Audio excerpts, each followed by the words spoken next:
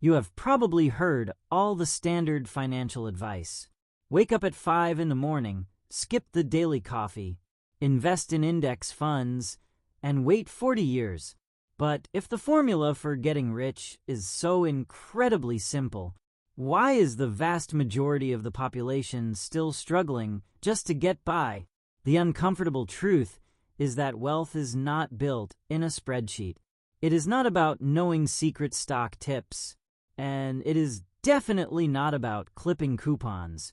Wealth is fundamentally built in the mind. Before a single dollar changes hands, a decision is made, and behavioral psychology reveals a startling reality. Wealthy individuals and average earners operate on entirely different cognitive frameworks. Their brains process risk, time, and failure in fundamentally different ways. Today, we are not talking about money hacks. We are diving deep into the psychological software that separates the top 1% from everybody else. The first major cognitive divide comes down to a psychological concept called the locus of control. Developed by psychologist Julian Rotter in the 1950s, your locus of control is how you view the forces that dictate your life. Average thinkers generally operate with an external locus of control. They believe that their financial situation is something that happens to them.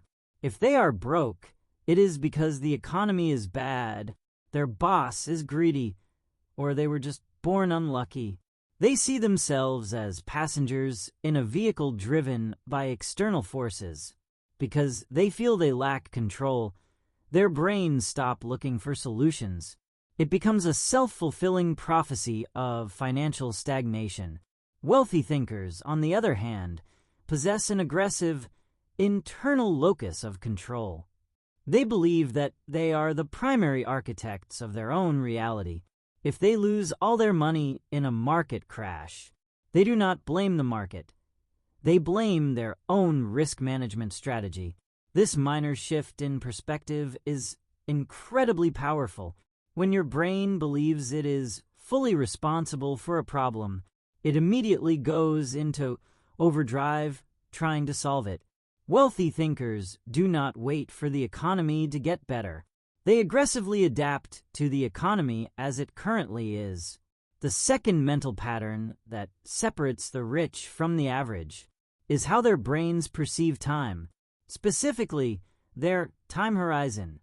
You have probably heard of the famous Stanford marshmallow experiment. Children were offered one marshmallow immediately, or 2 marshmallows if they could wait 15 minutes.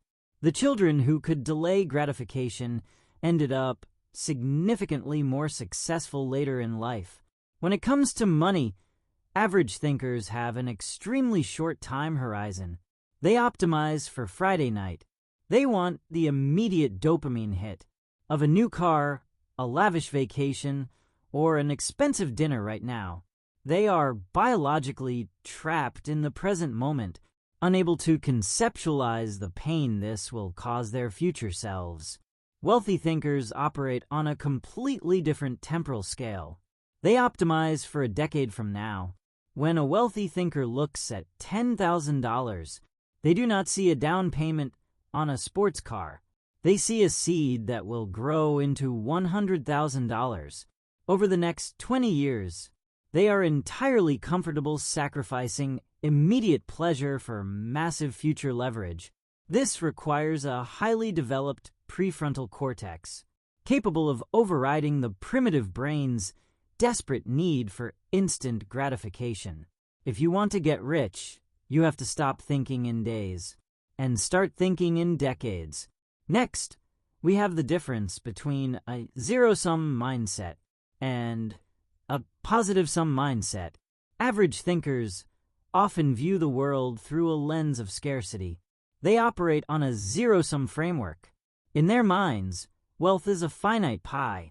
If someone else gets a huge slice, that automatically means there is less pie for them. This creates a deeply defensive psychology.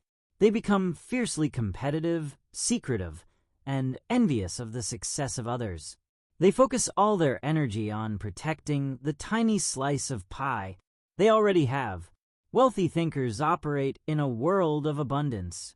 They understand that wealth is not a finite resource. It is something that is actively created. This is a positive-sum framework.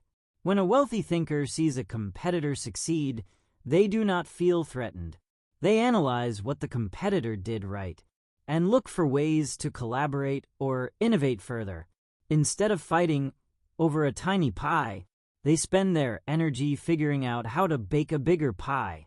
Because they are not blinded by scarcity and envy, they are able to build massive networks, share ideas, and create value on a scale that average thinkers simply cannot comprehend.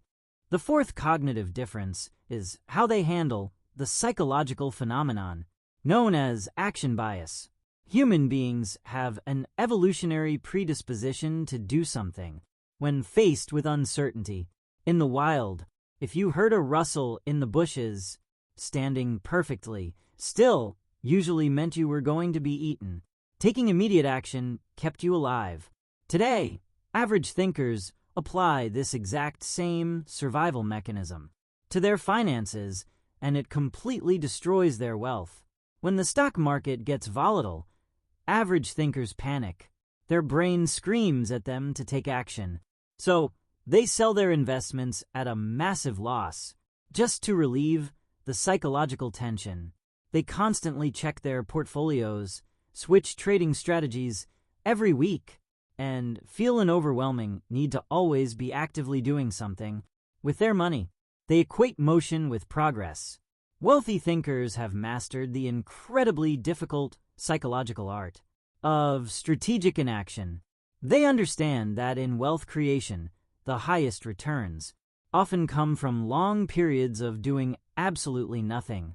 Legendary investor Charlie Munger famously said that the big money is not in the buying or the selling, but in the waiting. Wealthy thinkers build a solid financial thesis, and then they have the emotional regulation to sit on their hands and let time do the heavy lifting. They do not react to daily news cycles. They do not panic when the market drops 10%. They suppress their primitive urge for action, conserving their capital for rare, highly asymmetric opportunities. The fifth mental trap, separating the classes, is how their brains process contradictory information, known as confirmation bias. Your brain naturally hates being wrong. Being wrong requires burning calories to update your worldview, and it threatens your ego. So, your brain takes a shortcut. It only pays attention to information that confirms what you already believe, and it actively ignores anything that proves you wrong. Average thinkers are entirely enslaved by confirmation bias. If they decide to buy a sketchy cryptocurrency, they will only watch videos and read articles from people hyping it up. If someone presents them with hard data, showing the investment is a scam, they will aggressively defend their choice, getting angry at the person presenting the facts.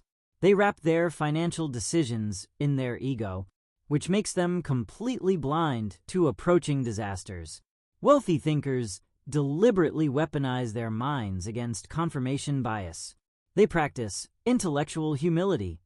When a wealthy thinker comes up with a brilliant business idea or an investment thesis, they do not look for people to agree with them. They actively seek out the smartest people they can find and ask them to tear the idea apart. They try to kill their own ideas. They want to find the fatal flaw before they put their money on the line, because they detach their ego from their investments. They are perfectly comfortable changing their minds. When presented with new data, an average thinker would rather lose all their money than admit they were wrong. A wealthy thinker would rather admit they were wrong if it means protecting their capital. The final, and perhaps most crucial difference, lies in how their brains process failure. In the traditional school system, failure is punished. If you get an F on a test, you are considered inadequate. You are taught to avoid failure at all costs. Average thinkers carry this trauma into adulthood. To them, failure is tied directly to their identity. If a business venture fails, they believe they are a failure. The psychological pain is so intense that they retreat into their comfort zones and never take a major risk again. Wealthy thinkers have completely rewired this psychological response. They do not view failure as an identity. They view failure simply as data. When a billionaire launches a product that completely flops, they do not question their self-worth. They objectively look at the failure, extract the data points on what went wrong, and apply that knowledge to their next venture.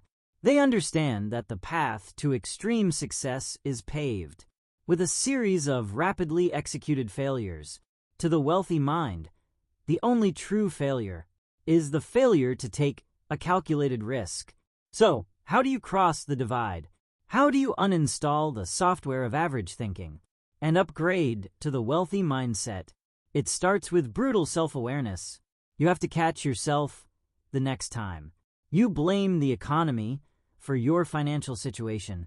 You have to notice the physical urge to buy something you do not need just to feel a fleeting sense of success.